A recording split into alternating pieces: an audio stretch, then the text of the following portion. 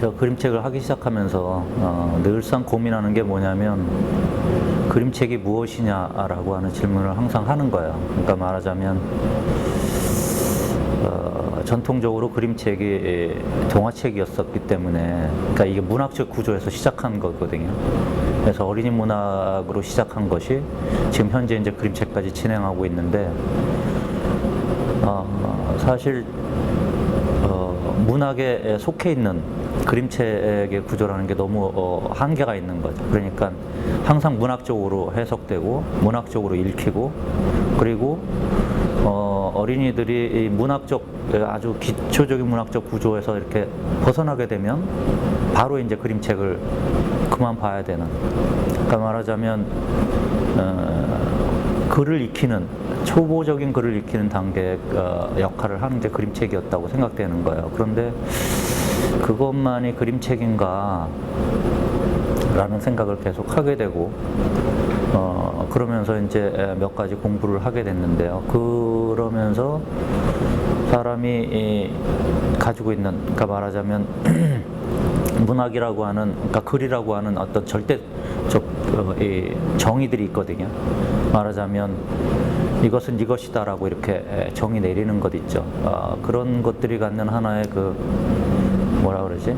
좀 약간 과격하게 얘기하면 독재적인 그 주문들이 있어요. 근데 그 부분 때문에 말하자면 독자가 작가의 생각을 일방적으로 받게 되는 그런 부분이 저는 사실 좀 문제라고 생각을 하고, 작가는 작가의 이야기를 하는 거지만 독자는 자기의 해석을 또 필요로 하는 건데, 그러니까 인터랙티브 해야 되는데 그 부분이 사실 일방통행으로 돼 있는 게 굉장히 중요한 이유가 그 언어 구조 때문이라고 생각한 거예요. 그래서 또 그림책은 그림이라고 하는 말이랑 책이라고 하는 두 가지 언어가 섞여 있잖아요. 그러니까 글이 없는 쪽으로 지금 많이 진보를 하고 있고, 글이 없다라고 하는 얘기는 그림이 가지고 있는, 좀 사람들이 좀 어렵게 생각하는 부분이 이게 약간 추상성이 있어서 그런데, 그 추상성이란 말을 다른 말로 하면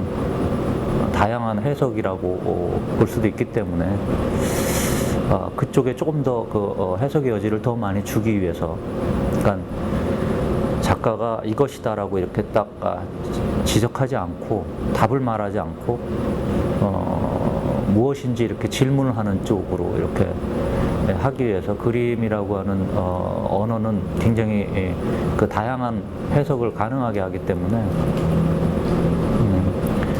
계속 그쪽에 관심을 가지고 있어요. 네.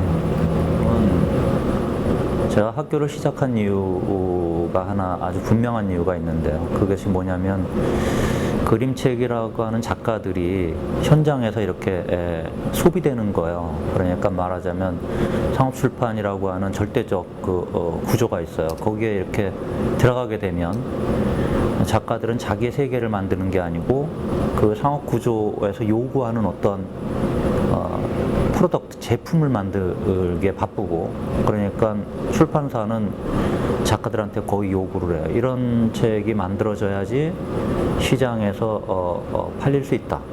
그러니까 그림책의 가치가 거의 이 시장 경제 구조로 가치를 척도를 매기는 거예요. 그러니까 말하자면 작품의 질이라든지 의미라든지 가치라든지 또 다른 어떤 여러 가지 가치가 있을 텐데도 불구하고 오로지 하나의 가치로 책의 가치가 매겨지는 거예요. 그러니까 경제성이라고 하는 그런 부분은 매겨지는 거죠. 근데 학교를 진행하면서 결국은 작가들이 그쪽으로 이렇게 들어가서 몇 년의 시간이 지나고 나면 자기를 다 소모시키고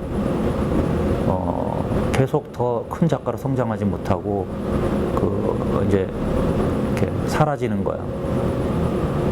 학교가 존재하는 건 제품이나 아니면 일꾼을 만들어내려고 하는 게 아니고 그 사회에 어떤 굉장히 중요한 가치라고 하는 것을 실현할 어떤 인재들을 만드는 거거든요. 그런데 그 인재들이 나와도 갈 곳이 없고 가면 바로 소비되기 때문에 이것을 어떤 방법으로 이렇게 개선할 수 있을까를 고민하다가 그렇다면 시장이 가지고 있는 아주 절대적 한계가 그 상업적인 어떤 상업성이라면 그 부분을 정말로 배제를 하고 작품의 의미나 가치만을 가지고 만들면 그것 또한 굉장히 중요한 어떤 하나의 그 시도가 될 것 같다. 이런 예는 사실 그림책 외에는 굉장히 많이 있어 왔어요. 그러니까 문학적인 것 아니면 영화적인 것, 문화 전반에 걸쳐서 이런 어떤 시도들이나 예술적 시도들이 그러니까 마치 상업성과는 전혀 상관없이 실험적인 행위들이 계속 진행돼 왔었고, 사실 그런 것들로 인해 가지고 그 상업적 장르들이 살을 찌우고 그랬었거든요. 그러니까 계속 연구자가 있고 그 연구가 밭을 비옥하게 만들고 거기서 이제 또 다른 어떤 것들이 자라는 거죠. 근데 그림책은 그 연구나 시도 없이 계속 상업적인 거가 제품만 만들어냈기 때문에 사실 그 부분을 하기 위해서 이 썬북스라고 하는 출판사를 만들었고, 당연히 이제 여기서 나오는 책들은 처음부터 단 한 권도 팔지 않겠다. 책은 만들지만 이유는 팔지 않겠다라고 생각하는 거지 팔지 않겠다라고 결심하는 건 아니에요. 그러니까 말하자면 결국은 소비자랑 만나게 되겠죠. 그렇지만 팔려고 만나는 게 아니고 생각을 나누려고 만나는 거고, 그러니까 말하자면 너네들한테 이 제품을 팔아서 경제적 이득으로 또 다른 어떤 것을 만들겠다가 아니고 이 작업의 가치가 그대로 이렇게 공유될 수 있게끔 했으면 좋겠다. 이 생각으로 만들었는데 사실 저희 책은 그렇게 많이 팔리진 않고 또 많이 팔 곳도 없고 서점에 내지도 않아요. 이렇게 약간 판매 시스템이라든지 아니면은 만드는 방법이라든지 이런 것들을 다 저희가 손으로 직접 만들고 또 작가들이랑 같이 고민하고 그러니까 기획에서 생산까지 거의 다 저희가 같이 만들고 있거든요. 그래서 그렇기 때문에 이제 판매도 또 다른 이제 방법을 찾고 있는 거고, 아직은 시도를 하고 있는 중이기 때문에 사실 어떻게 결과가 나올 거다라고 예측하기는 어려워요. 그런데 아직까지 3년 동안 하면서 계속 책을 만들고 있기 때문에 가능성이 있다고 보여지고, 또 우리나라에서는 아직 이제 이렇게 충분한 이렇게 접근이 안 되고 있지만 외국 같은 경우에는 굉장히 적극적으로 이 책들에 대해서 수용하려고 하는 노력들이 있어요. 그래서 뮤지엄이라든지 이런 데서부터 많이 이렇게 액션이 있기 때문에 결과적으로 시간의 문제라고 생각하고요. 시간이 어떤 정도 대중이 이해하는 그런 정도의 시간이 지나게 되면 가치라고 하는 것은 발견될 거다, 그렇게 믿고 있습니다. 저는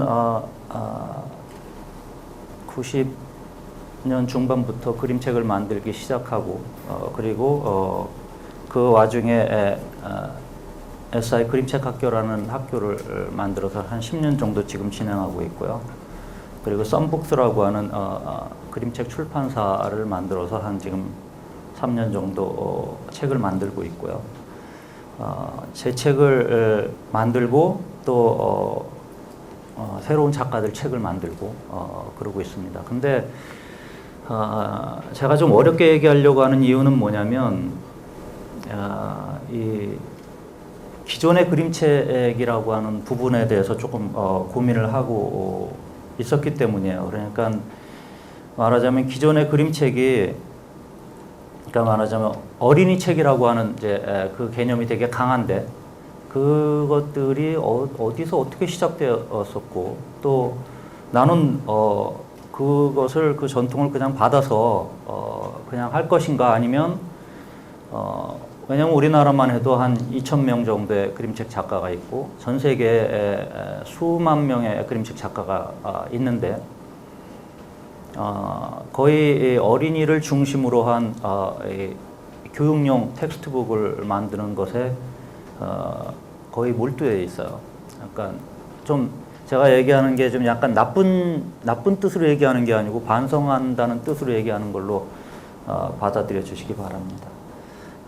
그래서 저는 도대체 왜 이 모든 그림책 장르가 단지 하나의 그 목적을 위해서만 이렇게 존재하는 걸까?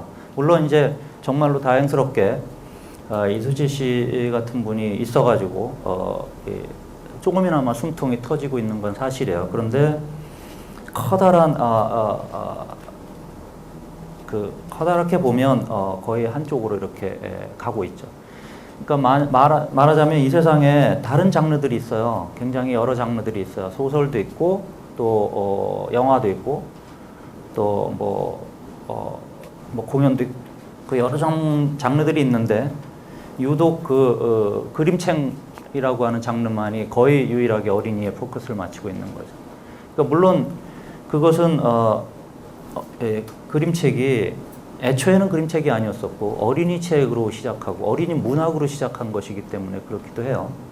태생적으로 어린이 문학으로 시작한 그러니까 글 없는 어린이 문학이었었는데 거기에 이제 좀 편리성을 붙이기나 아니면 이해도를 돕기 위해서 그림이 들어가고 그런 식으로 이제 진행해 오면서 어린이 책이 어린이 그림책이라고 하는 영역으로 넘어오고 현재는 지금 그림책이라고 하는 부분까지 왔어요. 언어적으로는. 아직도 여러분들이 아마 굉장히 많은 분들이 그림책이라는 얘기보다도 동화책이라는 말을 많이 쓰고 있을 거예요. 그러니까 동화책이란 말이랑 그림책이란 말을 혼동을 하고 그냥 같은 뜻으로 쓰는 거죠.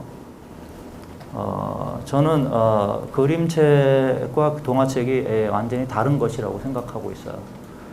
동화책은 어린이 문학이고 그림책은 그림이 텍스트를 리딩하는 것이다. 그러니까 그림이 그림으로 말하는 것. 이것이 이제 그림책이라고 볼 수 있죠. 글뿐만 아니고 그림도 일종의 커뮤니케이션 언어였었던 적이 벌써 수만 년이 지났죠. 그렇기 때문에 말하자면 그림이라고 하는 어떤 커뮤니케이션 언어를 그러니까 어린이들만을 위해서 내지는 어린이 전용이라고 하는 이렇게 약간 소극적으로 해석하는 게 아니고 사람들이 이렇게 소통하는 하나의 방법으로 좀 찾자. 제가 어디서 인터뷰를 할 때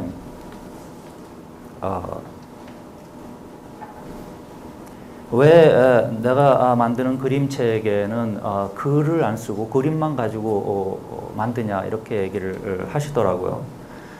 물론 저도 예전에는 글을 책에다가 싣고 제가 파랑새 전까지 한 서너 권의 작업을 했었는데 그때까지는 다 글을 실었었어요. 지하정원이라든지 이런 것들도 다 그랬는데 어느 순간에 오면서 제가 글이라고 하는 부분에 말하자면 폭력성 이런 것들을 좀 이렇게 그런 것에 대해서 좀 고민을 하기 시작했어요. 왜냐하면 글이 상당히 이렇게 규정하고 있는 것, 글이 규정하고 있는 어떤 것이 있죠. 그러니까 만약에 예를 들어 가지고 여기에 이제 사과가 하나 있다 가정하자고요. 여러분들이 이 그림을 보면 사과라고 이해를 하죠. 그런데 이 사과는 위키피디아에 보면 이렇게 정의를 하고 있어요. 동그랗고 또 장미과에 속하는 나무고 또 아주 그냥 일반적으로는 그러니까 초록색이랑 빨간색이 얇은 껍질로 된 바삭바삭한 이렇게 맛을 내는 거다. 이런 어떤 정의가 있어요. 말하자면 글은 답을 말하고 있는 거예요. 그러니까 이것이다 라고 이렇게 규정을 하고 있죠.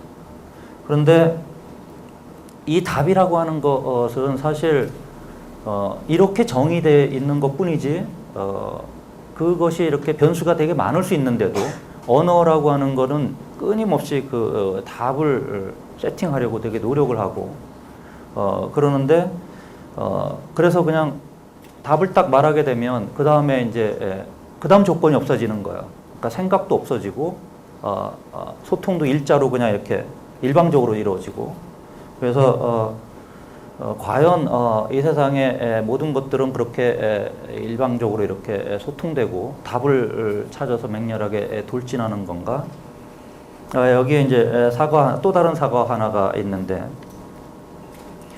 이걸 보면 이제 여러분들이 그냥 아까 사과라고 하는 말이 없이 그냥 사과를 보면 이게 사과구나. 그런데 사실 이미지라고 하는 것은, 그림이라고 하는 것은 이제 아까 그 사과라고 하는 규정과는 달리 이렇게 생각하게 만들고 질문을 하는 거라고 보여져요. 이것은 뭐 볼세잔의 사과 그림인데, 이것만 해도 조금 아까 그 사과랑 조금 다르죠. 그리고 이것도 또 똑같은 볼세잔의 사과예요. 이 사과는 조금 아까의 그 사과랑 또 많이 달라지고 굉장히 이렇게 그냥 많이 이렇게 평면화되고 있고, 또 이건 뭐 버넷 뉴만의 작업인데, 이 지점까지 오게 되면 우리는 이제 생각을 하게 되는 거죠. 저게 무엇이지? 라고 생각을 하게 되는 거예요.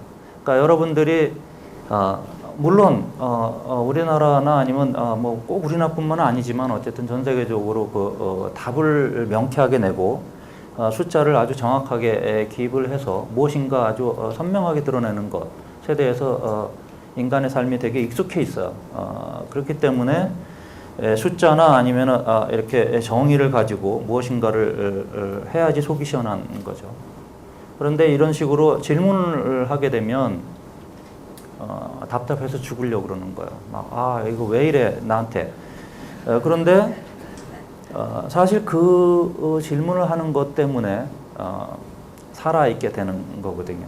그러니까 우리는 컴퓨터라서 이렇게 탁 키를 누르면 어떤 명령을 실행하는 그런 존재가 아니고, 무엇인가 들어오면 그것을 자기가 생각을 해서 그것을 자기식으로 해석을 하거나 아니면 번역을 해내는, 아니면 또 다른 어떤 지점으로 그 생각을 끌고 갈 수 있는 그런 사람이라는 거죠. 다시 말해서 저는 약간 이게 비약일지도 모르지만 제가 할 수 있는 영역, 말하자면 그림이라고 하는 것, 그리고 또 예술이라고 하는 방법론을 가지고 어떻게 사람들과 답이 아닌 그 질문을 하고, 그 질문 때문에 생각을 하고, 그 생각 때문에 살아있는 것을 느낄 수 있을까.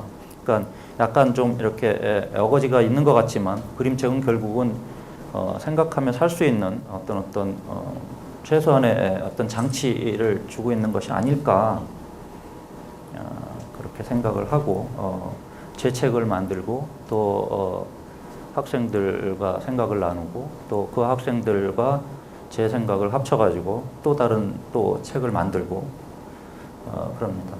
아까도 처음에 이제 나온 얘기였었지만, 인문학을 얘기하거나 아니면 철학을 얘기하면 사람들이 굉장히 지쳐하고 힘들어하죠.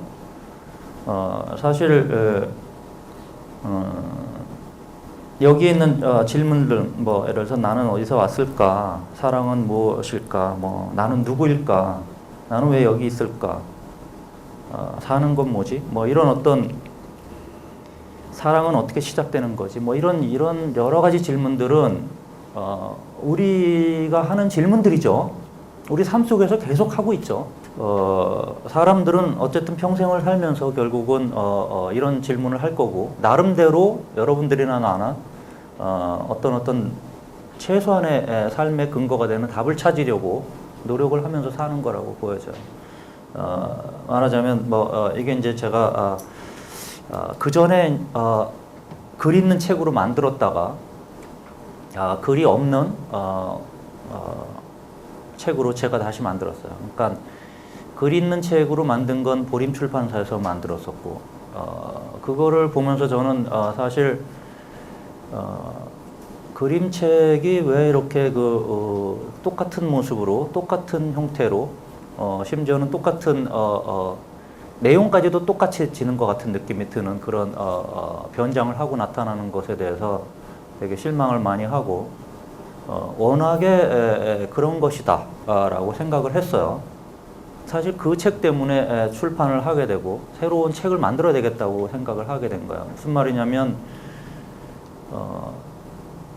그 생각이 그런 어떤 일반적인 출판책에 이렇게 담기지 않는다라고 하는 것을 느낀 거죠. 그래서 이 책을 만들고, 사실 이 책은 여러분들이 보시기에도 제목이 없어요. 그리고 표지에 파란 돼지가 한 마리 있을 뿐이죠. 이 책의 제목은 파랑새예요. 아까 전번에 여러 가지 질문들이 있었잖아요. 그죠? 나는 어디서 왔는지, 왜 사는지, 뭐 이런 질문들을 했었죠. 이 책은 제가 우리 어머니가 이제 돌아가시고 그러고 보니까는 우리 어머니를 위해서 내가 별로 이렇게 한 게 없더라고요. 그러니까 작가로서. 그래서 뭔가 어머니와 관련된 어떤 걸 하나 해보자. 그렇게 생각을 하고 책을 만들었는데, 그러면서 어머니와 내가 어떤 관계인지를 좀 고민을 하게 되더라고요. 사실 저희 어머니는 이게 참 개인적인 얘기고 지금 돌아가셨기 때문에 좀 안 들으시니까 뭐 할 수 있는 얘기인데, 73세쯤에 돌아가셨는데 평생 한 권의 책도 안 읽은 분이에요. 그러니까 글씨를 간신히 쓰는 분이죠. 그러니까 이렇게 이상한 글씨체로 말하자면 그냥 일반적으로 얘기하기 완전히 일자 무식이에요. 그리고 제가 어렸을 때 책을 보면 공부하면 쌀이 나오냐 밥이 나오냐 이러고 이렇게 욕을 했던 분이에요. 저는 사실 우리 어머니를 그렇게 개인적으로 좋아하지 않았어요. 왜냐하면 너무 무식한 거야. 그래서 그리고 또 되게 늙으셔가지고 되게 못생기고 또 내가 전혀 본받을 지점이 없는 분이에요. 그런데 어느 날 이렇게 생각을 해보니까 그분이 내 어머니라는 거예요. 나는 그분을 어머니로 삼고 싶지 않아요. 그러니까 그 당시에. 그런데 누군가 이렇게 붙여놓은 거죠. 너는 이분과 너는 어머니와 자식 관계다. 이렇게 딱 설정을 해놓은 거예요. 그냥 너무 그 강제가 세가지고 저는 그렇게 믿고 그렇게 산 거죠. 여기 지금 돼지 한 마리가 숲에서 어떤 푸르게 생긴 알 하나를 발견하는 거야. 저는 그렇게 생각했어요. 우리 어머니와 내가 만나는 것은 마치 이렇게 인연도 없이 아무런 근거도 없이 득달같이 그냥 우연히 만나는 거다. 근데 이제 만나가지고 어떻게 살 거냐는 그 다음 문제죠. 그러나 어쨌든 만났는데 다행히 돼지가 알을 가지고 이렇게 풍파를 헤치고 그 전까지 멀쩡하던 나무들도 막 이제 이렇게 알을 뭐 이 사람들을 향해서 달려들고 뭐 또 파도도 뛰어들고 그러는 거예요. 그러니까 말하자면 부모와 자식 관계가 어떤 식으로든지 성립이 되려면